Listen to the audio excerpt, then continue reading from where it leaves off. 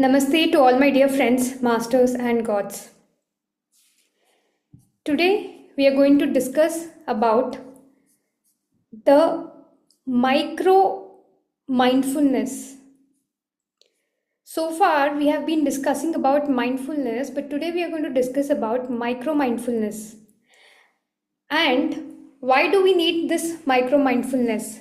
To understand this, let us first understand the nature of our mind better. The mind is designed to think constantly. The mind is also called as monkey mind, right? Because it jumps from one thought to other thought, from one problem to another problem, from one plan to another plan, from one reminder to another reminder, from one imagination to another imagination, from one conflict to another conflict, from one challenge to another challenge, rarely from one solution to another solution. So the mind is designed in a way that it always naturally jumps. For example, while we are brushing our teeth, the mind will not keep quiet. It will already start to plan the day. That's how the mind doing is wired. See, when small children are there, the children of 1 year, 2 year, 3 years, or below 5 years, we don't try to explain them. We only accept them because we know they're too young to understand, process our information, and follow. So we only keep guiding them. We are there with them all the time because we know that they still don't have the mind formed that they will take our words, save it, and remember it while doing things. No, the mind is not yet formed, so they cannot train themselves.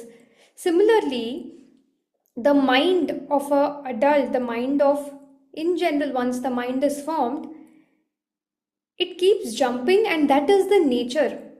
Once we understand the nature, we will mold ourselves accordingly. Near the oceans, the sand that we find, that sand, it doesn't have the power or grip to hold a seed and make it turn into a tree. But the soil, there is a separate soil which can actually bind things, and where you grow a seed, a plant will come. So what we do, we understand the nature of both the sands, and one is sand and another is soil. We understand the nature. When we have water, one is sea water and one is a normal water, river water. We understand both nature, and the river water, we can consume it because it is edible, whereas sea water, it cannot be consumed. So what do? We understand what is the nature of the water, and accordingly we use it. Similarly, we have to understand the nature of our mind so that we can perform better. Mind often wanders. Another reason why it wanders is it always wants to protect itself. The mind scans for future threats or the past lessons to avoid the danger or to find opportunities. That's why while meditating, your mind will suddenly bring up an old conversation where you felt judged. It's your mind that is actually trying to tell, hey, something is still there which is not resolved. Any unresolved emotions or pending tasks often keep resurfacing. The mind naturally replays what is left. It could be emotions, it could be conversations, it could be decisions, because it is looking for a closure or clarity.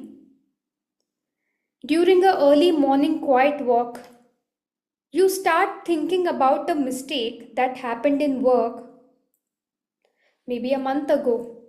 That's your mind looping to process and learn.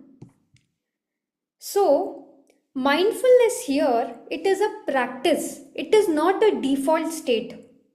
The default state of the mind is to jump, not to be mindful. But mindfulness is a practice. Staying fully present, that isn't the mind's default mode, but it is trained skill.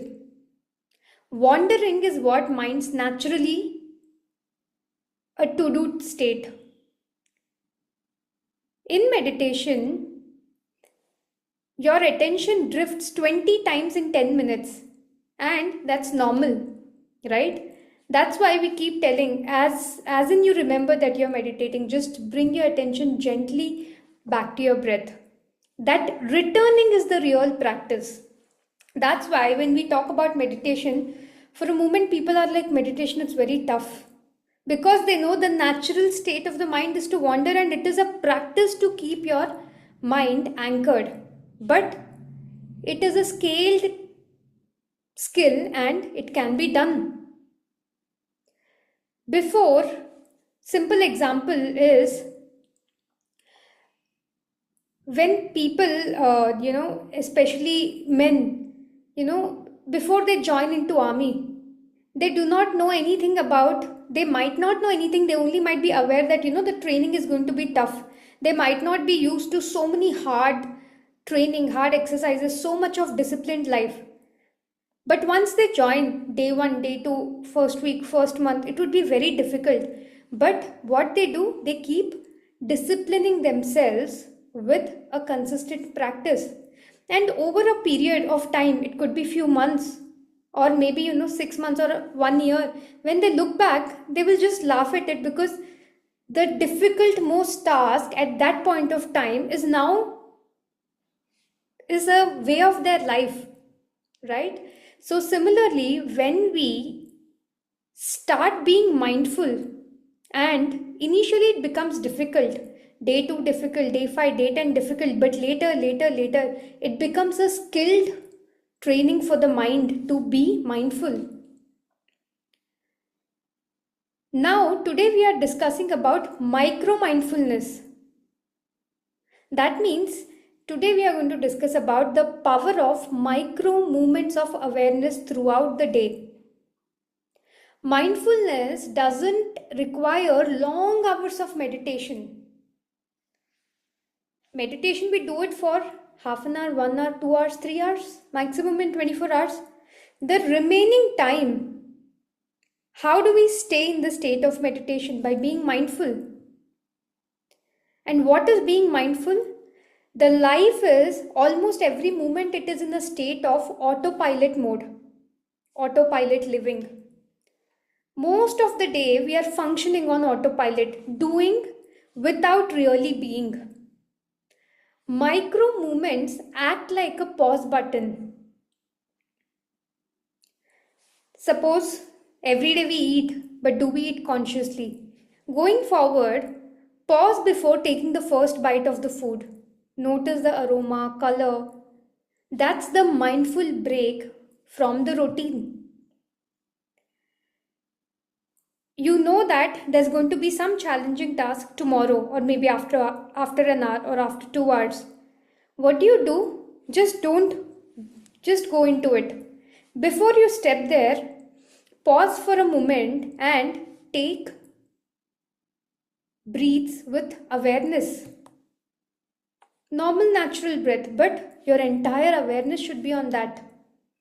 1 breath, 2 breaths, 5 breaths, and after that you will see there is a huge shift in your body. From stress, you have come into a calm mode. From that fight or flight mode, you have come into the rest and digest mode. Suppose you have a escalation email in your inbox. You know that. Before opening it, just take a mindful breath and then open it. What it does, it immediately stabilizes your nervous system and you feel grounded. And with that state, you start responding. So these micro movements of mindfulness, what it does, it brings your attention to what's real, not what is imagined, or not into the past or future. While washing your hands, feel the water, hear the sound, smell the soap. It grounds you in the here and now. Like how we build muscles in the gym, similarly, we have to build the mindful muscle of presence. And every micro movement is like a mental repetition at the gym. Over time, we strengthen it with our awareness and ability to stay present very naturally. Each time you become aware of your breath during a meeting, during traveling, during talking, what happens? You train your mind to return home to now. In the day one of meditation, was it as easy as it is today? No, right? That time, meditation means you have to again and again bring yourself back to your breath. It was tough, comparatively tough. Now it is easy, you observe the breath and you go deep within. Similarly, mindfulness is also a state where initially it is difficult, but with consistent practice, the mindfulness being in this moment becomes very easy. And then what happens? Even simple tasks will make you feel more alive when you bring that mindfulness into your plate. Ordinary movements start to feel sacred, extraordinary. Listening to the birds, sound of the birds for just 10 seconds while stepping outside of your home, it will just change your entire frequency. So, train yourself to be in the present moment. Train yourself to be more and more mindful. Don't calculate the result. Am I good? No. Every day, your duty is to be mindful. Like how 1 hour we go to the gym, we do our work, we come back. Results is for later. We know the results will come. Similarly, we have to be mindful and we have to be sure that the results will come and the results will come. Thank you very much, Masters.